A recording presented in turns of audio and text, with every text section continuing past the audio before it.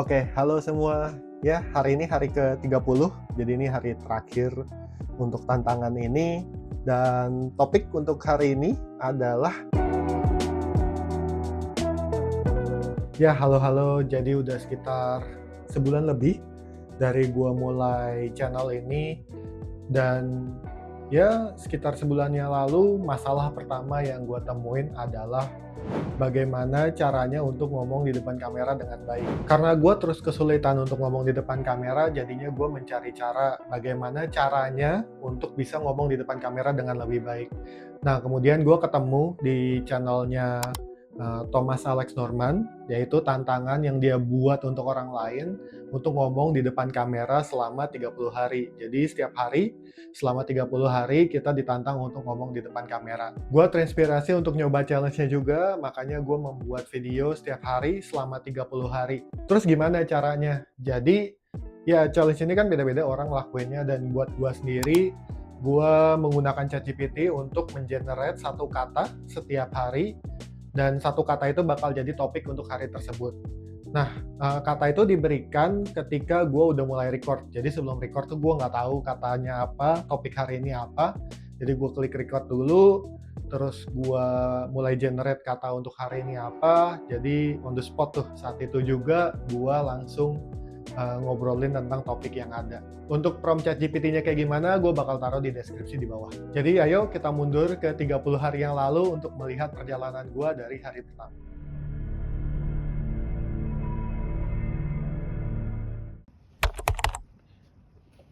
Iya, jadi hari ini kata-katanya adalah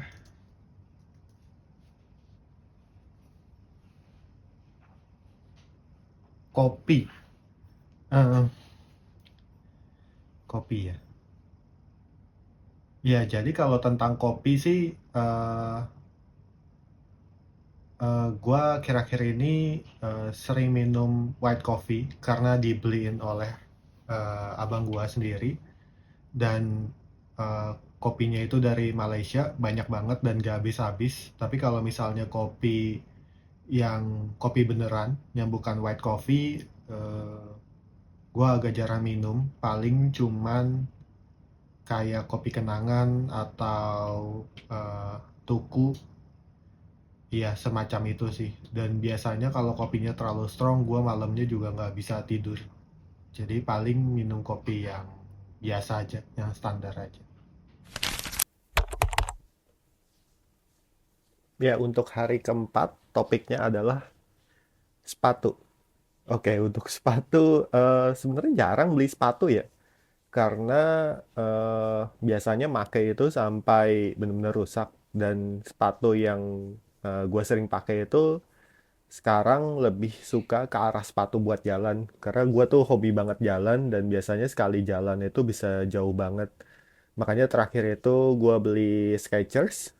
Tidak disponsori oleh Skechers, tapi cukup lumayan ya, lumayan enak untuk dibawa jalan. Dan ya, dan gak terlalu mahal, dan menurut gue umurnya juga cukup panjang.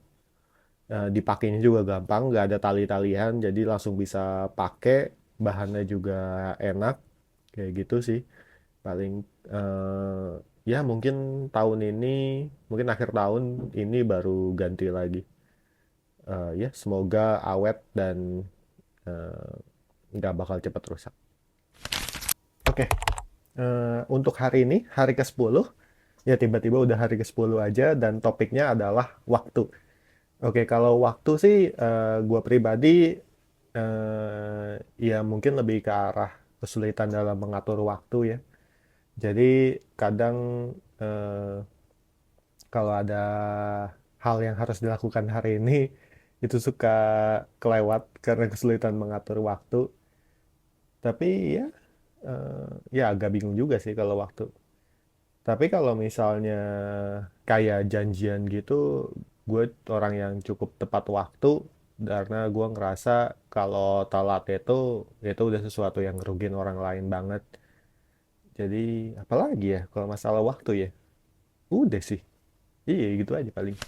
Halo, ya udah hari ke-17, dan ya pakai mic baru, jadi mungkin suaranya agak beda dikit. Tapi hari ini topiknya adalah pasar. Nah, kalau ngomongin pasar, juga gue dulu pas masih kecil sering diajak ke pasar tradisional di dekat rumah gue dan ya eh, belanja banyak hal di sana, terutama untuk masak dan segala macam. Kalau sekarang udah jarang, karena kalau butuh apa-apa juga tinggal pesan lewat online. Tapi satu hal yang gua rasa sulit didapatkan di supermarket modern, yang gua rasain sekarang itu kayak bumbu masak tradisional, terus ya bahan-bahan kayak sayur yang lebih murah dan gitu-gitu tetap harus ke pasar sih. Dan ya untungnya sekarang udah bisa beli online, jadi lebih gampang. Walaupun gue juga berharap pasar-pasar tradisional itu nggak hilang seutuhnya, tetap ada dan harusnya bisa lebih bagus dan lebih bersih dan ya lebih ditata lagi kayak gitu. Terima kasih. Oke. Halo, hari ini hari ke-24 dan topik hari ini adalah cermin. Oke.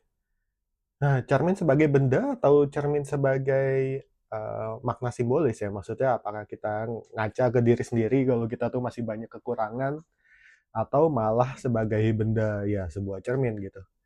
Kalau sebagai benda ya gue ada cermin di sini ditempel di belakang lemari dan kenapa ditempel di situ karena menurut gue itu tempat paling efisien buat naruh sebuah cermin. Jadi daripada beli cermin yang emang dibingkai dan ditempel di dinding, karena kebetulan gue nggak bisa naruh apa-apa di, ya nggak bisa ngelobangin dinding dan segala macem, jadi nggak bisa nempel di dinding, makanya gue tempel di lemari baju di belakang sini. Tapi kalau sebagai makna simbolis juga, ya mungkin cermin berarti kayak ngelihat ke diri sendiri sebelum kita kayak apa ya ngebandingin diri dengan orang lain atau bahkan ngomongin orang lain gitu kayak mungkin aja kita sendiri juga masih banyak kekurangannya dan ya di sisi lawannya juga ketika kita merasa nggak percaya diri untuk ngelakuin sesuatu ya mungkin ngeliat ke diri sendiri juga sesuatu yang baik sih kayak oh ternyata kita tuh udah achieve banyak hal selama ini dan ya harusnya kita cukup bangga dengan diri sendiri kalau kita tuh udah ngelakuin berbagai hal kurang lebih gitu sih. Terima kasih. Dan topik untuk hari ini adalah diri sendiri. Oke, jadi di sini sebenarnya untuk ngomongin apa yang udah berubah selama 30 hari terakhir. Ya mungkin nanti gue bakal bikin video atau setelah ini bakal bikin rangkumannya. Tapi kalau ngelihat 30 hari terakhir yang pasti ya sudah semakin nyaman ngomong di depan kamera. Ya walaupun kadang masih agak bingung juga, tapi ya dan 30 hari terakhir kan juga di mana gua mulai membuat project-project lain di channel YouTube ini juga. Jadi ya gua mulai bikin project untuk teman gua mulai bikin project untuk diri sendiri juga dan itu merupakan tantangan yang cukup sulit karena ya kita harus eksplor banyak hal baru dan ya gue juga sengaja menggunakan hal-hal yang gue belum pernah coba sebelumnya di codingan juga dan segala macam. Jadi ya belajar banyak hal sih untuk 30 hari terakhir ini.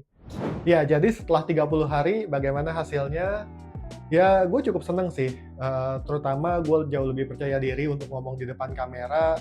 Suara dan intonasi gue juga ya jauh lebih jelas sekarang. Dan gue juga nggak butuh banyak waktu untuk mulai ngomong di depan kamera. Biasanya tuh kalau gue udah mulai record, itu tuh gue bingung mau ngomong apa ya. Kayak takut gitu untuk ngomong sesuatu. Dan sekarang tuh butuh waktu yang jauh lebih pendek untuk itu. Walaupun ya masih aja ada hari-hari di mana gue tuh kesulitan untuk mulai record, tapi sekarang udah jauh lebih berkurang dan gue jauh lebih percaya diri. Ya tantangan ini cukup menyenangkan dan gue juga yang tadi gue bilang gue cukup senang dengan hasilnya. Menambah percaya diri gue nggak cuma untuk membuat video seperti untuk di YouTube ini, tapi juga untuk hal-hal lain ketika gue meeting dan ya dan lain-lainnya lah. Dan gue cukup menyarankan untuk teman-teman yang mau nyoba tantangan ini, silakan.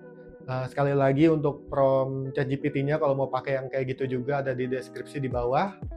Dan ya, kita lihat nanti ada tantangan apa lagi yang menarik untuk dilakukan.